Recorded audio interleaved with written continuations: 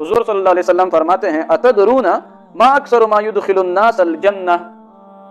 صحابہ کرام کو حضور صلی اللہ علیہ وسلم فرماتے ہیں کہ اے میرے دوستو، کیا تم جانتے ہو وہ عمل کیا ہے جس کی وجہ سے اکثر لوگ جنت جاتے ہیں؟ پھر خود ہی جواب دیا تقوی اللہ وحسن الخلق، وہ اللہ تعالیٰ کا خوف اور خوش اخلاقی ہے، بہترین اخلاق ہے. پھر آگے فرماتے ہیں اتدرون ما اکثر ما يدخل الناس النار، تم جانتے ہو وہ عمل کیا ہے جس کی وجہ سے اکثر لوگ جہنم جاتے ہیں؟ پھر خود ہی جواب دیتے ہیں کہ الا جوفانی الفم والفرج، خبردار وہ دو نرم چیزیں ہیں، ایک منہ ہے زبان اور دوسرا شرمگاہ ہے.